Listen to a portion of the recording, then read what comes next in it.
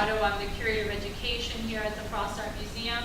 And we've had a very, very exciting first quarter of the year.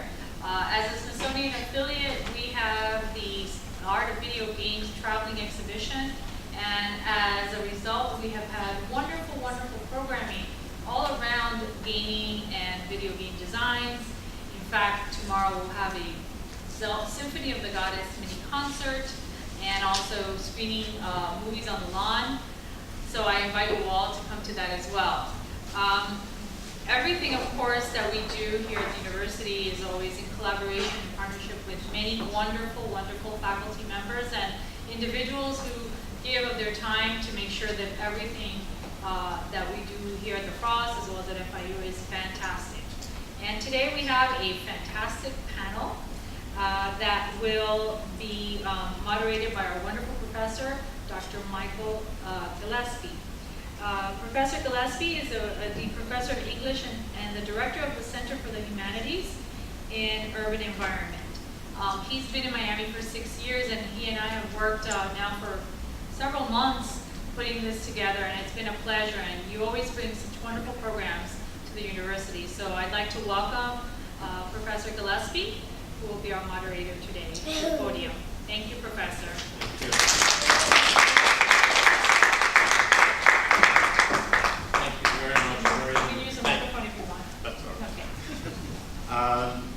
Thank you, Miriam, and thank you all for coming. We're very privileged to have four very, very good, very different, and I think very intense perspectives on gaming. What I'm going to do is I will introduce the panelists. They're seated in the order that they will be speaking, just like the middle school cafeteria. And then they'll each talk for 5 to 10 minutes about what it is in gaming that is their specialty, what attracts them, what they feel the best versed in. And then we'll just turn it over to you for questions, comments, and the like. This event is being video recorded, and within a week or so, the recording will be posted on the Humanities Center website, humanities.fiu.edu/archives. And you're welcome to go back and revisit this event, or if you have friends who wish to come or unable to, don't hesitate to recommend it to them. The first presenter today is John Harris, who is an organizational development manager, public speaker, and the author of Mastering the Game: What Video Games Can Teach Us About Success in Life. Pedro Guerrera is the founder and CEO of Good War Games, an independent gaming studio here in Miami. Andrew Canangeli, That's good. I didn't practice that. Sorry. Is the founder of the GameStrap, an organization founded to support and encourage the growth of the game production industry in South Florida. Actually, it wasn't practice. I was too vain to wear my damn glasses. I apologize for that. David Frisch is a graduate student in FIU's English Literature program and is also the project manager for the FIU First Folio iCade experience. Please join me in welcoming the students.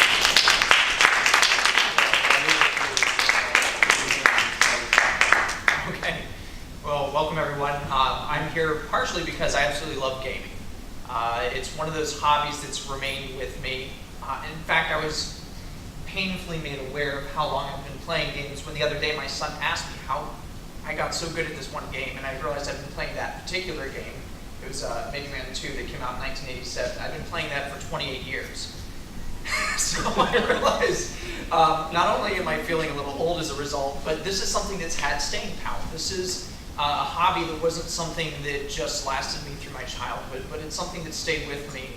And not just the old games, but those that are current and modern as well.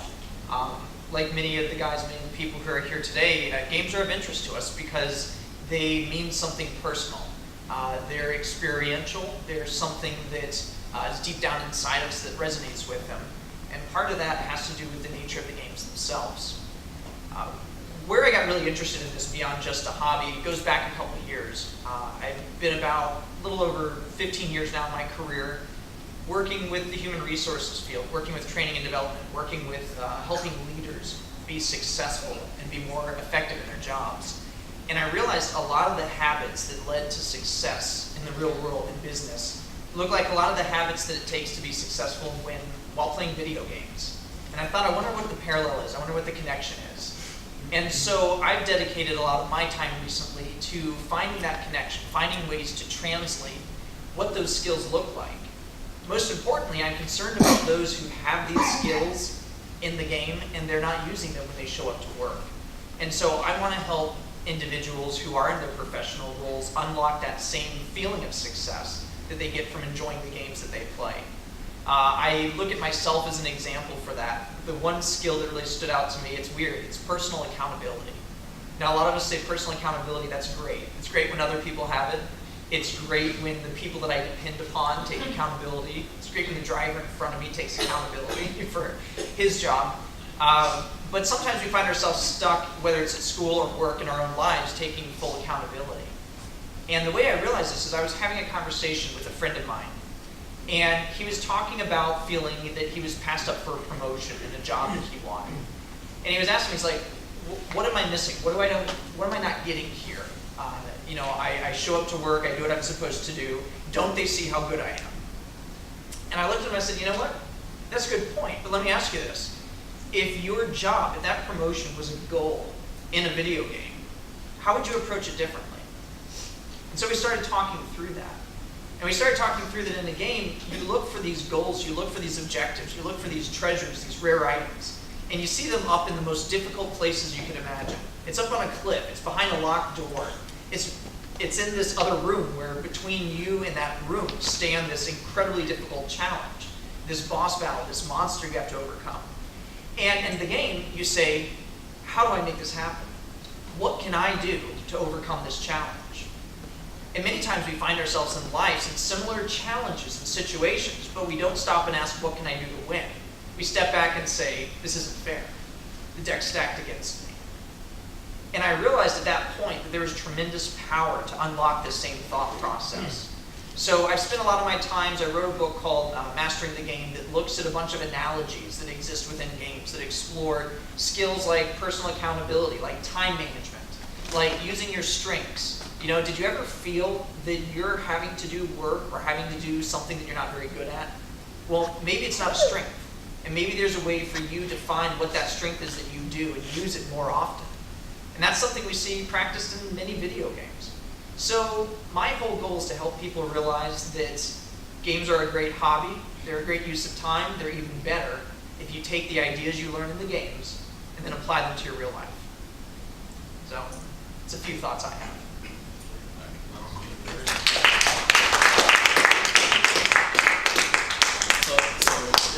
It's so funny that you kind of start off with games as a hobby with skills that you could apply in real life, because something what I wanted to talk about is about how skills in real life could be applied to games, and more specifically in game development. Right? I started off on this. I graduated from FIU, from the College of Engineering, and then one day I was working at my last job, and I woke up one day and I was like, man, I really don't like my job. And I wasn't a fan of engineering, and I wanted to do something more with my life. And I've always been a fan of gaming, I'm sure we all have. Where I've been playing games for a long time, since I was a little kid, since I moved here from Cuba. And so from then on, from that day, I called up my friends and I was like, yeah, I want to make a game. And they heard me out, and then from then on, it's about chasing the dream. What do we have? My team, from when we started 2 years ago, we've had zero experience in anything that has to do with games. We just know that we love games and we love playing games. But we all had different skill sets, right? We had somebody that was studying computer science. I had done engineering, and whether that's not something direct, engineering did show me like time management, project management, and just like an overall set of skills that could be applicable. We had a writer, we have somebody that does marketing, we had somebody that wanted to do project management, but for all his life has been great at art and great at drawing. And so we focused everybody's particular skill, right, their sellable skill, and then put it onto a team of zero experience in game design. And right now we've created up to like 4 games. We're going on the 5th one now. And it's something to note that anybody can work in the video game industry. Anybody from any profession. It just has to be the right fit. So anybody, I would love, like when somebody plays a game, and they're like, man, I can't believe that these guys made such a great story or made such great art. And it's like, I wish I could do that. And it's like, why can't you do that? What can you do that can contribute to a game? Right? So we're like English majors. They can write a great story. They can write a whole scenario that is not just for a book, or it's not just for a movie or for a show, but it could also, like, video games is an interactive media, and it's an experience. And that experience requires all forms of art and even science. You know, when you have programming, you have technology that you have to use to improve certain things. And I think that's something really big that a lot of people are missing, and even more schools and more universities are opening up to the idea of teaching more of these skills, because it's a multi-billion-dollar industry, and that is not being tapped into, especially in most parts. Video games still have a kind of like a negative stigma, as seen as just like a hobby or like a waste of time. But what they don't realize is that video games are like a gateway to another world that explore like all the creative industries. And not only the creative industries, but like marketing, business, even law. There's like law firms that are opening up specifically for the business of video games, and to helping video game companies protect all their assets. So it's interesting to see how the video game industry has grown from just like people in like a small computer room trying to make like Pong, to where we have these interactive experiences. They've transcended just the gaming, right? So now they're a big form of art that only now they're being more accepted. And I think that the stigma is kind of going away, but people need to know that they can do, if they really want to get into the industry, all they have to do is find what they can contribute, and then get together with like-minded people and then go chase that. It's chasing the dream, really. I don't know.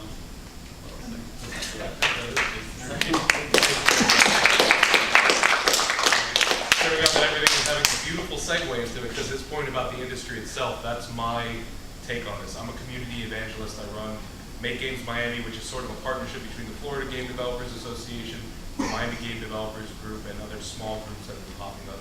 Pretty much anything to drive the industry forward for us here, because I've seen the talent. Like, as we have panels like this now and shows and all kinds of things happening in South Florida, we're at that precipice where this can become an industry hub. So my background was on retail sales for video games through Tiger Direct. I've dealt with launches for NVIDIA, AMD, Intel, Samsung, major launches including Assassin's Creed, some Star Citizen 3 content, things like that. And I was like, this is great. I want to work more with the game industry itself. So I did what most people down here have to do, is start looking for game industry jobs. Of course, mine being marketing. So to his point, it takes all kinds for this industry. Of course, most jobs for us, especially young college grads, have to look outside, and it's hard to make that move. So my background in starting businesses, aside from that, before that, and what I do now, my main day job is entrepreneurship, I guess. I realized, like, why not here? What's stopping South Florida from becoming a game hub? Florida is actually #6 in game development as a state. Game industry on its own is larger than the movie industry as far as revenue. So where people have that negative stigma, it is a serious business. When you start adding in things like virtual reality, augmented reality, it just goes out the window. Things like iCave, the ground that they're breaking, just huge implications for the entire industry and the application of games, or when you think of it as serious games or fun games. It's a very broad industry, and it takes all kinds of skill sets, from music, art, programming, business, lawyers, taxes, all the fun stuff. But that's where Game Trap, that side came up, right? It's game entrepreneur. So, like I said, a little bit of an entrepreneurship tie-in to help remind the studios that we're trying to grow here, the projects, that in order to succeed, you can't treat it much like a hobby. You need to approach it as a software product. Handle, your taxes, your legal. Make sure that you do everything the right way so you can succeed, and then hopefully pay it forward in our community. That's what we do. So make sure, if you are interested in things like that, we run meetups every month with MakeGamesMiami.com. You can go there, or Game Trap. I put any single thing that I find in the game community down here, I will push it through that website and try and get some visibility on it. So one team, one fight on the game industry here. Oh, is that to me now? That's it. Oh, okay. All right.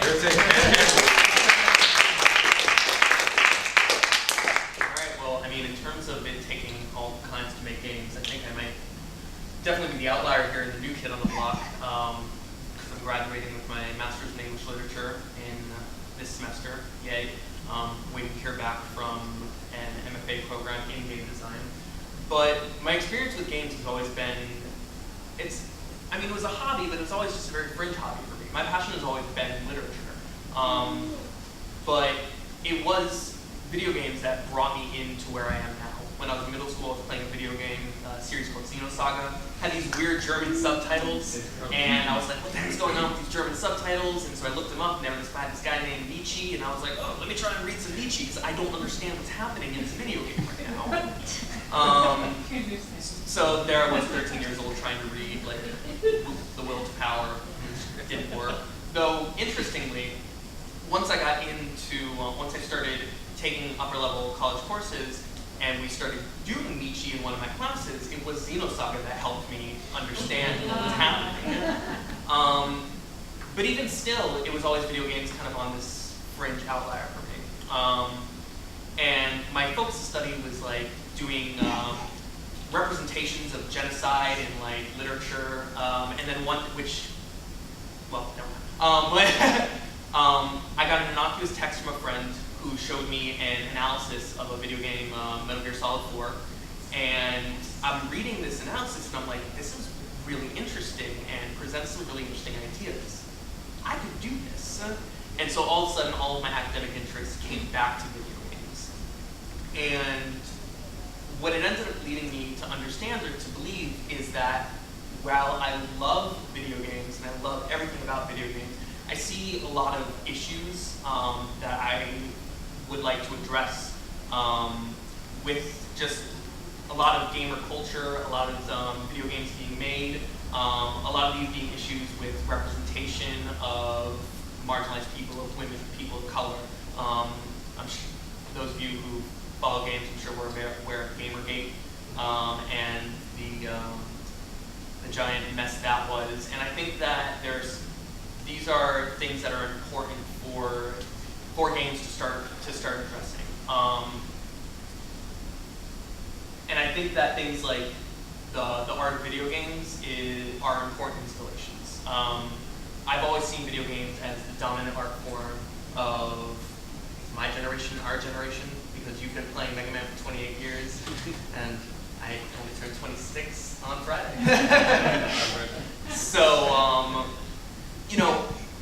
but it's still, like you're saying, there's still a stigma around video games. But if we're treating video games like art, and we see all these other art forms that are tackling issues of racism, sexism, misogyny, all these things in literature, in movies, and all these different expressive mediums, I don't understand why they're not being tackled as much in the video game industry. If we're trying to push video games to be considered art, there needs to be a certain amount of recognition that certain different themes need to be tackled.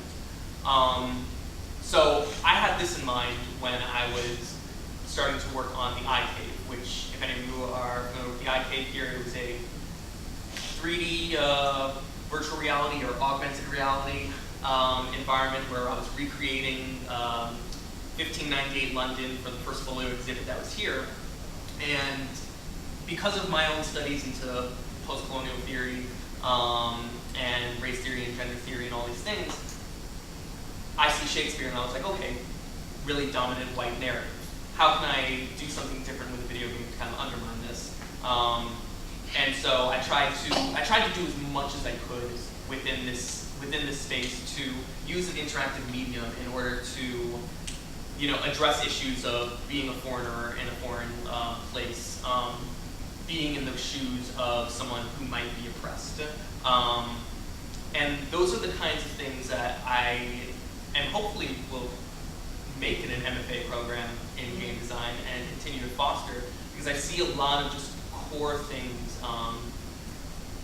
that are problematic within the thinking of video games, within the structure of video games, the way we're controlling video games themselves. I feel like kind of like are being cemented and kind of into like just this really rigid structure that I feel like needs to be addressed and become more malleable in order to make video games a much more inclusive environment and something that can really have a little more positive, because video games definitely have some positive impacts on like the way you might work all these things, but I would also like to see some of those. I would want to see video games bring forth compassion, unity, all just positive societal ideas. So yeah, I guess that's my my little rant and ideas.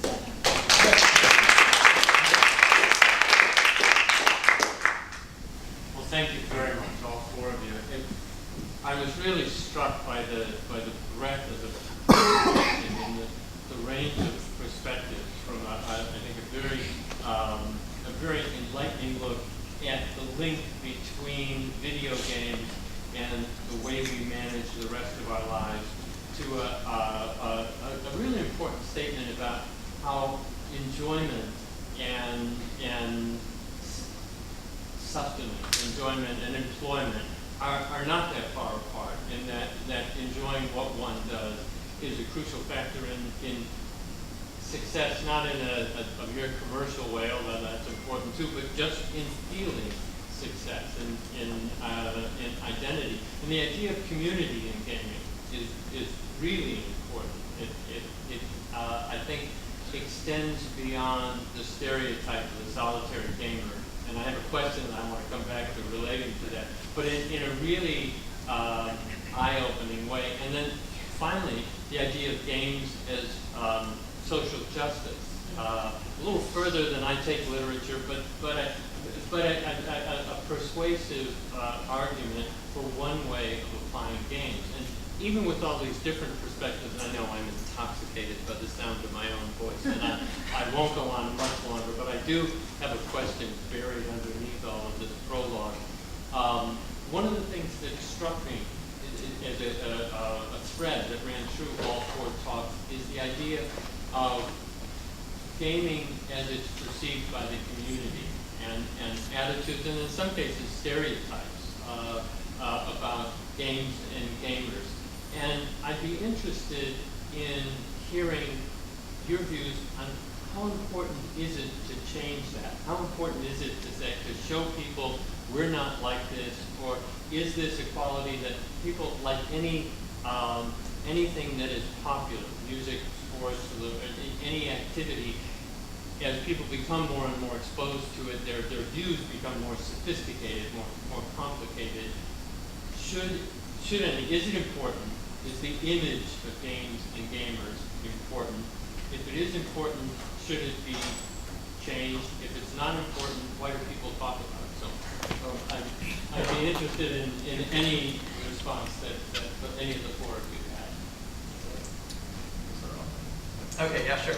Well, it's interesting, it's changed statistically speaking. There's a lot of research out there that even recently has indicated that the male-female divide, it's traditionally thought of as a male pastime, at least when I grew up. It was something that boys did, and it was the antisocial boys that did that, which is ironic because a lot of my best friendship memories came from playing games with 3, 4, 5, 6, 7 friends.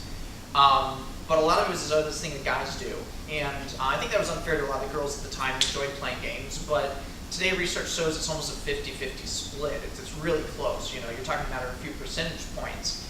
I think, like a lot of things, it's stereotyped when it's misunderstood, and I think as games have become a little more universal, we have the advent of a lot of mobile gaming. You look on your phone. Now people who never would have thought of playing a, quote, video game before see it as something to do to pass the time. Now, a lot of them don't connect that that's a video game, which is kind of funny, but it is.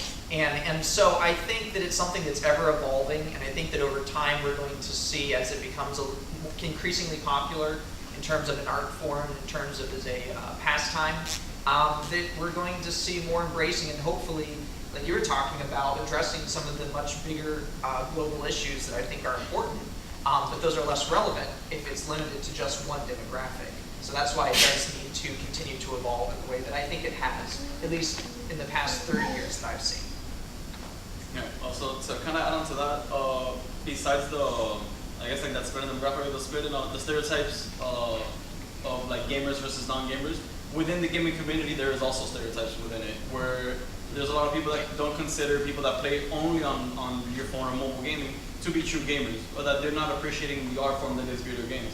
while people that play like on computer or like on PlayStation, they have their own sets of views of what a gamer is. And I think before you can even start tackling such social issues, that you have to tackle like just that beginning one of the stereotyping within people that constantly play video games and how they're viewed. And I think that's something that is really interesting. It's really interesting to just to hear, like just to have that. I guess those kind of views, and but yeah, you do have to start, like the stereotype has changed over time, but it's still there, even within the gaming community, even outside the gaming community. When people see, like a lot of people that play out in the fan room here at FIU, when you walk by them, you see all there like all huddled, and you think, oh, look at these guys, they're not doing anything. But at the same time, they have their own community with them. They're almost never alone. They're always with friends. Most of the games played right now in the world are through online. You know, and you're through this giant community where you connect to millions of people and thousands of people around the world, all playing the same game, sharing the passion that they do love together. And that's how you create, that's how our community, that's how our team got started. It's from people that just have a passion for gaming. So seeing it from something as more like shut-ins, and seeing it evolve into people that have created this giant like web of communication is something that has been changing. And I think going forward, it's gonna continue to like have different positive like outcomes for it. So. Yeah, I definitely think the perception of, I would say, outsiders to the industry who aren't familiar with it, it does matter. Because as an industry, for it to flourish, a mass appeal needs to happen, and it is happening. One of the most interesting things that's kind of developed now is the concept of esports. So it's competitive gaming at a high level where there's teams winning millions of dollars competing with millions of views. I think the last numbers for like a League of Legends esports tournament, it rivaled both the MLB World Series and the NBA Finals combined for viewership. Yeah, it's a global thing. So it is becoming popular, and it has people like Mark Cuban and Ashton Kutcher investing in businesses that revolve around esports, and game development has a huge part of that because it's almost like the game developers are creating football and basketball and baseball, and it's becoming that appeal. There's even esport bars that are popping up now, which are rivaling sports bars. There's a franchise in Europe called Meltdown Bar that has grown in like 2 years to 26 locations across the country for the globe. And it's great, but there still are the negative, like people who are still kind of coming into it where they're like, oh, well, you're a gamer, you sit in a basement, or not many basements, but and you play in the darkness and you're by yourself.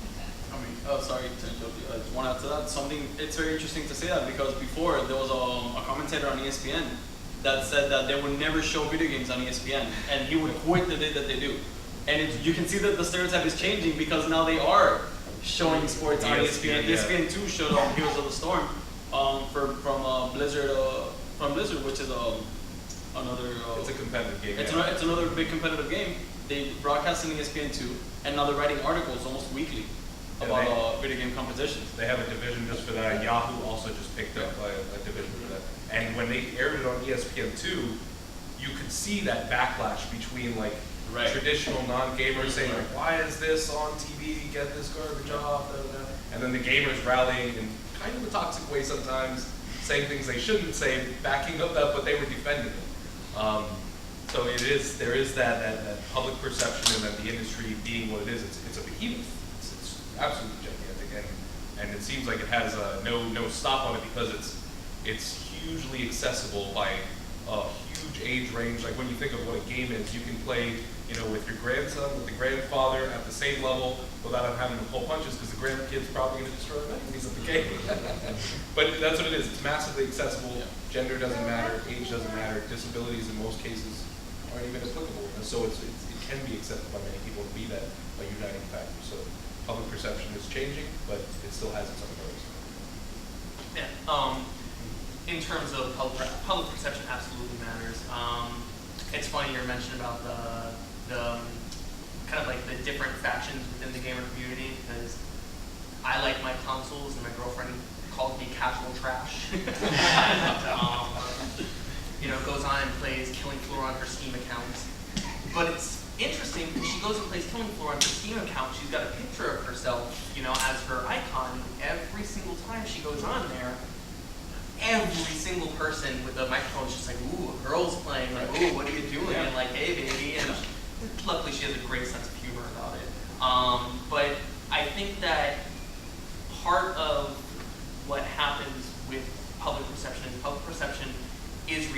into a kind of, I still think that video games very much, even though there is that, it is at 50-50 almost demographic, close to it. I think it's like, what, it's like 49-51 or something like that. It's still very much, to me, as I see it, is kind of like a boys club type deal. In fact, I've got a publication coming out on in a book series on 100 greatest video game characters, and I wrote a chapter on Raiden from Metal Gear Solid 2. Now, one of the things that I looked at in that chapter was fan reactions to Raiden, which are pretty awful considering Metal Gear Solid 2. People did not like Raiden, and when you start going on these message boards and you start going within the core gamer community, more often than not, it was because Raiden was a very feminized hero. He was a very pretty boy who had a lot of feminine characteristics, and they very clearly state it's because he's like a woman that they don't like him. They want the super hyper-masculine Snake rather than, you know, petite little Raiden, which is then corrected in Metal Gear Solid 4 when he becomes this giant super soldier jumping all over, secret ninja type thing. And I mean, we have cases like where Anita Sarkeesian, who is a part of Feminist Frequency, she wants to go do a talk on feminism in video games and gets threats, death threats, where they threaten to shoot the school if they do not cancel that that talk, and they cancel the talk. So, and I don't want to say that that's all gamers, but I think that whenever I encounter the arguments of like, oh, not all gamers, it kind of detracts from the argument that this is still part of this kind of culture. And I mean, it's constantly, I feel like, reiterated in a lot of the most popular video games. That's why I'm such a fan of the indie game movement, because of the way that independent developers are starting to make movements towards more video games that have more representation, video games that take on more marginalized narratives and storylines, and not just I'm a white dude with a gun and I'm gonna go shoot things. And I think that once things in the culture start to change, where it's not so much perceived as a boys' club, then I think there can be movements towards the public perception saying, oh, this is art. Because who would be looking at literature, who would be looking at film, who would be looking at art if they only felt like it was only for men? It wouldn't be as much. I guess it's a multi-billion-dollar industry, so it is a lot because people love the video games. Yeah. But there's a multi-billion-dollar industry, and I think that there needs to be a certain amount of responsibility that's taken in power and the message that are in the video games and the way that gamer culture has kind of been fostered at this point. Well, thank you. Those were interesting responses, and particularly when not just particularly, but the reference to ESPN and to the way sports are marketed and consumed in the United States was really helpful for me in understanding what a lot of you were saying. And I was thinking about the controversy that were in ESPN and in Sports Illustrated and in the sporting news when NASCAR first began to be covered. That's not really a sport. Before that, it was golf. You can't have a sport if you can, do the things that golfers are doing. That doesn't really count. But then to go on to what David was saying, talking about social impact, you see it in sports, and you see that there are a range of attitudes, a range of very admirable attitudes, a range of socially irresponsible attitudes that come out of individuals who excel in competition, and competitiveness will manifest itself in each of us in different ways. And I liked the way you were talking about it, because I saw more of the complexity of what is part of the gaming and the gaming community than I understood before the discussion began. Let me ask, I am going on again, I know. Let me ask the rest of you if you have questions or comments that you'd like to raise for our panelists. Yes? Yes, please. I mean, I just find it interesting that, you know, for example, you have films, so those are considered an art form, right? And then video games are kind of like getting into that step of becoming considered an art form as well. But the interesting thing is that they're also sport. They can be considered a sport as well. There's like a very diverse range of things that video games can be applied to as well. And I think also, I think the big next step, in my opinion, which is probably going to be in the world of education, I think. And especially now with things like VR, for example, that's just going to make things a lot more accessible to people. I think like the technology behind video games has become a huge catalyst for like many industries. So, I don't know what you guys would think about that. Well, I mean, video games have been used in the educational system for a long time. I remember in 5th grade I was playing like a math blaster game. Yeah, Right. that's awesome. So I think it is So it's not as mainstream as right. It's not a video game, but it is a video game nonetheless, right? And it was very popular. And there were like this encyclopedia game that used to run through a maze, and at every door would ask you like a question about something, either the history or math. So it's been there, but even up to now, like video games are. Even the ones that you may not think are educational or like just for educational purposes already teach you certain things, teach you but certain skills like how to make decisions quicker, how to figure out puzzles. You know, those in itself are education, just not in the it's like in the common sense of education, you know, like schooling, like math, science. Right. And like you said about being a sport or not, like certain games are geared more towards being very competitive, where it requires like 12, 13-hour days of practice in a room with like 3 or 4 or 5 other people. Right, and just playing out to get better. And there's other ones that are more for like an interactive experience, where it's like it's presented to you more like as a movie, right, that you can play through. Yes, So yeah, right, and has a really strong narrative. And for me, video games, and specifically speaking about those, is to me the ultimate form of art. Where for movies, right, you have cuts, you have director, you have writing. In that you have all those things there, but then you also have the gameplay perspective, where you need programmers, you need like computer scientists, you need things to create and to program all these features. So it's all what the movies have, which are considered an art form, plus the science aspect. And just so for me to think that people don't consider these things an art form is just like ludicrous. Like I will never understand why not. When it has everything that you already have, that is already widely accepted as art, right? It has like your it has CGI, it has 3D models, it has concept art, it has music, right? It has sound design, it has story, it has everything. How is this not? kind of acting now with emotion. Right, exactly. They have motion capture, they have acting. How is this not an art form? How is this not considered an art form and still being viewed by some people as like something to just throw away, like, oh, you're wasting your time doing this? To me, that's, you know. Just an interesting point in terms of saying it like as like this epitome of art form, because that's something I totally always wanted to. You've got the music, you've got the art, you've got everything. But there's a video game writer, well, I guess he's also an academic, who writes about video games. His name's Ian Bogost. And in one of his books, he argues that we, like, as people, we live in like a procedural fashion. We make a decision that causes another thing, that causes another thing.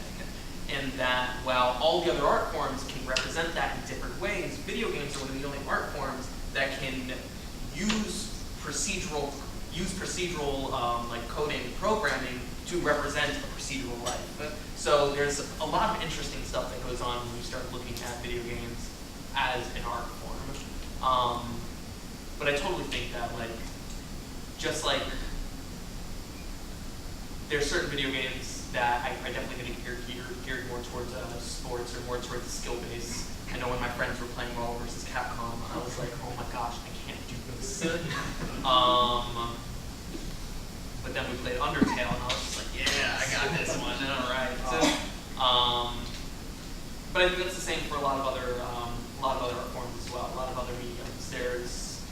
They serve different purposes. Yeah, there's like different film industry. There's comedies, there's action, there's all kinds of ways of people. I want to jump on the piece about education a bit. I, as a general rule, hate educational games because most of them try too hard to be educational and not hard enough to leverage what has worked for a game. I believe by their very nature, games are educational. Every time you pick up a new game, you're learning about a new world. You're learning about a set of rules that you might not have had no clue about previously. That was just really terrible English there, sorry. But you probably were totally oblivious to these set of rules, and you're learning about What does this object do? How do I interact? How do I combine movements? How do I accomplish goals? What are the goals? What are the best ways to do that? You're continuously learning throughout. And you think about the names, I mean, I just think about here, how many names could we name that are fictional video game characters? I mean, we could sit here all day and rattle off probably several thousand names of people, you know, but what if those were not fictional characters, if they were legitimate figures in history, or role players, or politicians that now we can tell you where they stand on issues, you know, so there's a tremendous capacity for learning. The trick is finding ways to combine what makes games enjoyable and to create an element that a gentleman named Dr. James Rosser, he wrote on stealth learning. And he believed games can teach this. He's a surgeon out of Celebration, Florida, that used video games to help doctors prepare to do surgery. And he found that playing Super Monkey Ball would make a doctor a better surgeon. And he found that games taught this learning layer underneath. And so there's a lot that is learned while games are played. The games that try to make the point of the game learning itself often miss the point, and oftentimes the funding too, which is the other challenge. You know, because we already know that these AAA big title games you see are hundreds of people on staff and millions of dollars to produce today. And that sort of money is behind things that the market buys. And the market hasn't tested that quality of game with an educational layer underneath, at least that I'm not aware of. Now, games have come around. There are some really good educational games out there today. It's a long time since Oregon Trail. That's what I was raised on. Math Blaster, Carmen Sandiego. But there's a game out there today called Dragon Box that you can pick up. And it's teaching 4- and 5-year-olds how to do algebra. And the way it works is you simply are matching cards on two sides of a screen. And eventually they begin to substitute numbers for the cards. The next thing you know, you've learned the mechanics behind algebra. But you've done it by matching pictures of animals, daytime, nighttime animals, and you're trying to feed a dragon. So it's something that I think finally mechanics are getting out there, because the mechanics are sound. It's the budget, and I think it's also the polish that hasn't really merely made itself known yet in the way that it could. But even in other ways, sorry, this is my last comment. Everybody else thought.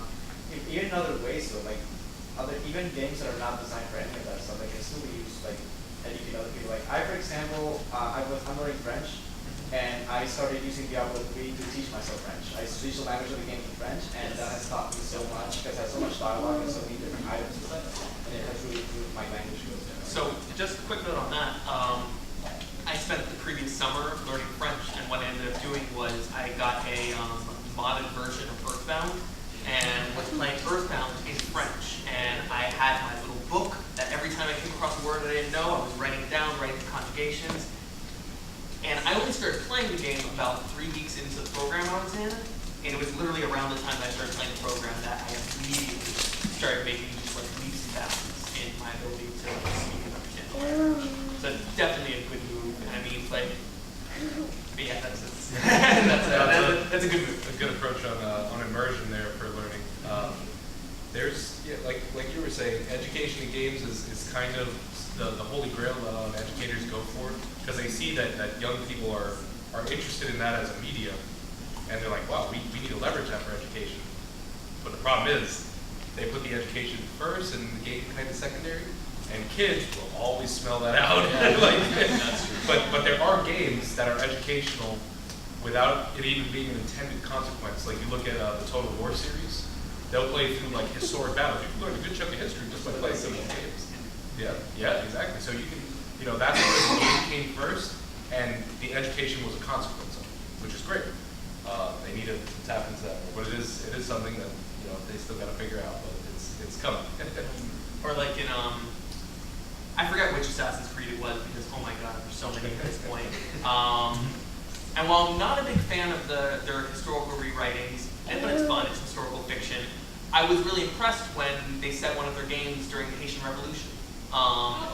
And I thought that was a really interesting move, and I mean, it was Black Flag. Black Flag. The DLC of Black Flag actually went to do that. Yeah, exactly. And so it's just like, you do, so I feel like it's exactly that it's just like, that was the point of the game.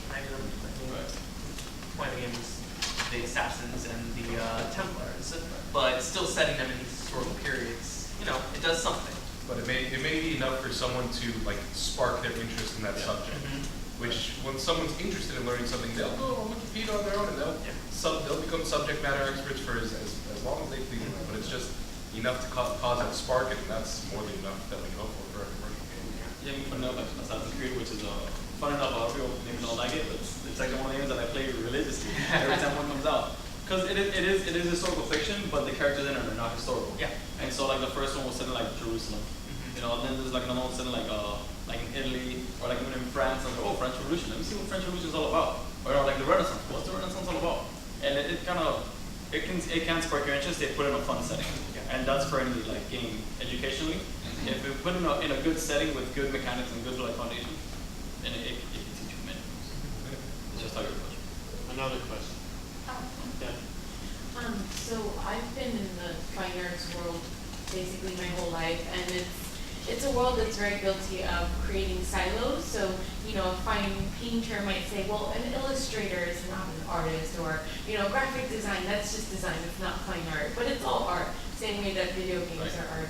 And, you know, being in this world and having you guys come here to the museum, which I'm always at museums, it's like opening up my world and appreciating your world so much more, so thank you.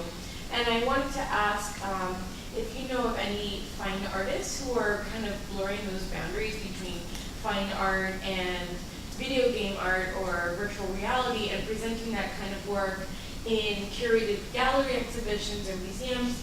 For example, I've worked, I'm a curator, and I've worked with a local Miami artist who's now in New York, or he moved back to Miami, but his name is Leo Castañeda.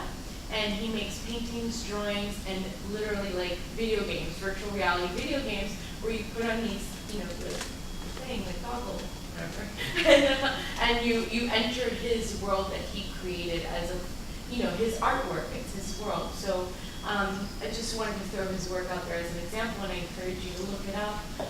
But do you know of any artists like Leo who's merging these siloed worlds together? Yeah, I mean, we've actually had, for our art Basel that came down here, we had a few artists come by because they were looking for ways to integrate their art and kind of get that appeal. So a lot of them were looking to do like virtual galleries. So instead of renting out an entire gallery space, they would virtualize all their art and be like, oh, now you're stepping into this huge gallery that I could not normally afford, and you can still see art from an entire community. Another gentleman, his art was mostly like around nature. And he would put birds in like cages and build like these whole art installations around that. And then he was starting to add in 3D components where it was like LED screens that would have these same birds. But it's kind of the crossover where he was a fine artist, and then he would go into the game side of it, or at least components of game design, like modeling and animation. So there is always the bleed over, and thank you for breaking down silos. I'm always breaking down silos. You know, I thought of something that's kind of tangential to that. It's not so much combining silos, but what's really interesting is the graphic arts that are often character or world designers for games. How much of that artwork starts out on paper? Even going back, you know, to the Final Fantasy series, there's an artist, Yoshitaka Amano, this beautiful stylized artwork, watercolors and acrylic paints, and you watch it get converted into something. At that time, it was 8-bit and 16-bit. So you're taking this like beautiful masterpiece and you're trying to make it fit into this little tiny, you know, small pixel. And so I think that the art does connect in many different ways, and even in a reverse way. I think that might be another thing of interest is how does it start out on paper before it ends up digital? Right. And I think it's really cool because like with his comment how like he do like these really elaborate, really great like little illustrations that got brought into like the 8-bit or 16-bit pixels. But when I see the illustrations, when I'm playing the game, I don't see the pixels, you know, like the 8-bit thing. I imagine that, you know, like this crazy thing. It's like a class called the Dragoon, and it's like this armored guy with a big spear. But when I'm playing the game, it's like a little thing, you know, going like. But in my head, I'm thinking I'm just going, you know, to town with this great illustration that I did, and that's something really great to see like your art come to life, even not in the way that you maybe have thought it, but yes, can be. I think also in terms of like, in terms of curating museums and stuff, I think there's also a responsibility on those museums' parts. I mean, like Frost came forward and did the art video game. For the first folio exhibit that was here before, I mean, iCave that I did, I mean, I didn't just like willy-nilly decide that I wanted to recreate 1598 London and do a Shakespeare thing, but I was approached with it, and it was basically like, let's make something alongside this exhibit so that people can go see the first folio and then go experience this kind of like, digital narrative of Shakespeare's time. So there was a reaching out that happened on part of the people who were organizing the first folio. And in terms of breaking down those silos, I think it's really, designing the IK was my first experience doing any sort of actual design. I had thought a whole bunch about video games, but never designed anything. And one of the things that just was so interesting was the way that no one person can make a you need a decent amount of people. You need your programmer, you need your modeler, you need your engineers. You need all these different people who have specialized in this one skill, and then are able to then come together with other people who have specialized in order to bring together this project. So it's such an interdisciplinary venture that there's almost like it's impossible to silo something. I can't think of maybe this is just because I'm new to design and maybe I'm naive about something, but I can't imagine that someone's going to walk into a team of people designing a team being like, these are the people who are the most important. Like they're the important ones. Like put them on the pedestal above the rest, because I feel like there's all these other aspects that need to happen and can't run without everybody being involved. And that's why they involve a producer, because when you have someone like a programmer and an artist start talking to each other about certain things, it's like left and right brain, just trying to hash that out. And then the designer, when they're in there with all their big ideas, it's insane. But it's insanely awesome to see how that translates into a final product. So just an example of that. So when I was thinking about the iCave, I was like, all right, I want all these moments of interaction. I want people walking around this area, and one of the main people on my team, Leonardo Gebert, he was just like, listen, there's no way you're going to have 3D models. It takes designers in the industry a month alone to create a 3D model, and you want like 7 of them in 3 months.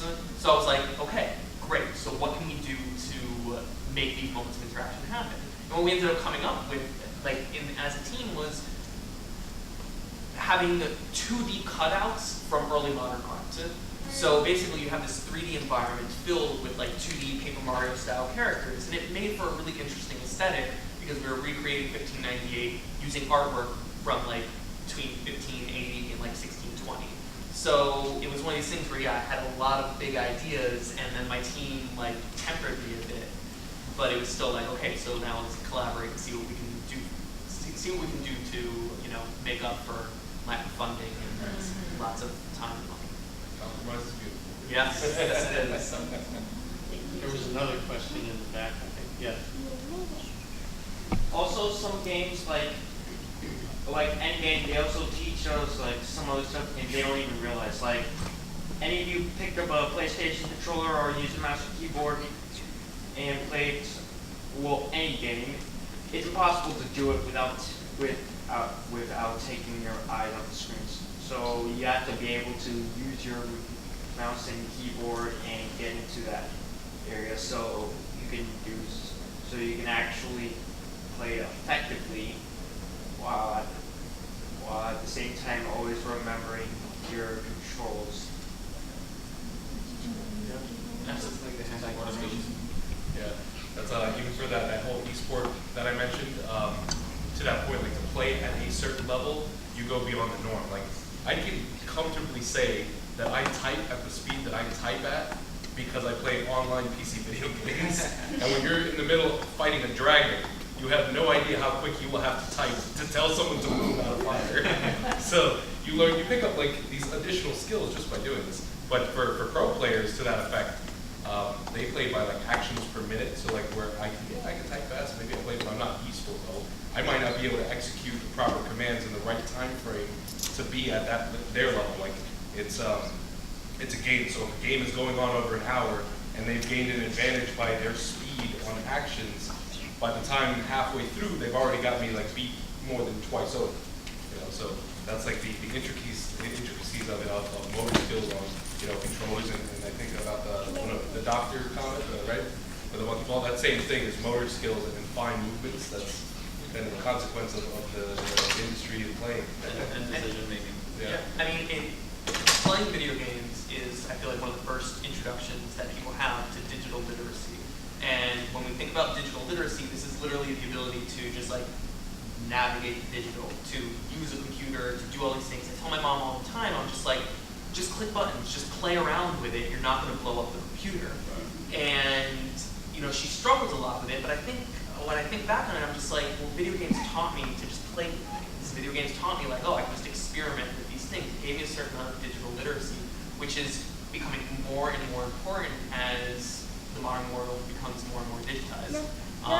So video games play an important role in the development of our society at this point. I feel like it's introducing people to how to think digitally and how to have a literacy that's separate from just like normal literacy. We can read a book, but not everybody can use a computer. Thank you for that comment. I think it's really insightful. I spoke with a gaming historian, Patrick Scott Patterson, and he actually credited games for really making the modern PC accessible. You know, people would bring a computer home. Well, what are you going to do with it? I was going to sit there, you're going to do a spreadsheet, you're going to type something up. Well, if you have a game to play, then that's kind of the means to a mean. And through the process, you learn how to use the mouse, how to use the keyboard, how to use the interface there. And that's important because it lowers that fear level, right? It lowers the barrier for adopting onto something new, and you can experiment and learn along the way. So I think that's some really great insight. I think we have time for one more question. Yeah. This was actually about the same similar topic we were just talking about a second ago, which is about education. Do you guys think are there any? I know the West Coast has a lot of schools that maybe touch game design and a lot of other topics that could be perhaps fostered for people seeking a bachelor's degree or something similar. I feel like now I come from Venezuela, which is a very dangerous third world country. That's why I'm here now. But basically, over there, it's very primitive, the amount of degrees you can choose from. Coming here, there's a lot more doors open. I came here to study music, and I graduated, and I finished my degree. And I did it with the intention of studying or working for video games and doing sound design. But what ended up happening was, once I tried working on games, I found I was missing a lot of skills regarding game implementation, like audio implementation in engines, like Unreal or Unity. Things like certain things about sound design, some programming skills that I picked up by accident and they helped out, but they definitely weren't taught in the bachelor's degree or in the main course of education. So I'm wondering, do you guys think, are there any changes or reforms that are trying to be made to basically majors trying to be created so that as games become more mainstream, then maybe these majors could also feature more education that can help people just be ready by the time they're out of school. I think there's always going to be a transition process by the time we leave and they work on projects. Things that will always need to be picked up and adapted, whatever you're doing. Like she was saying, like your art, maybe you're doing 2D concept art. There's something about it you're going to have to sort of twist at the place so that it works for a game. But I wonder if that's already going through the process of these bachelors of being created or changed, or schools are trying to really adapt this growing business that requires more people and better education by the time the people leave, as opposed to here you go, make a game and then hit your head against the wall for a couple of years, and maybe by the time you're done, you'll know how to sort of do it. What do you guys think? I think that's there's a lot can go into that conversation, right? Like for me, like I went to school for engineering, but I didn't learn. I mean, what I'm doing now for video games, I didn't learn anything, right? But I learned along the way, and I've learned a lot about the business, about the programming, about how everything comes together. My programmer is going to school now for computer science here at FIU, and that does not cater to in any way to video gaming or in any way to a lot of things. But what it's teaching him more than anything is how to learn to program, so he can go and pick up, like the skill elsewhere. But I think now more than ever, more schools.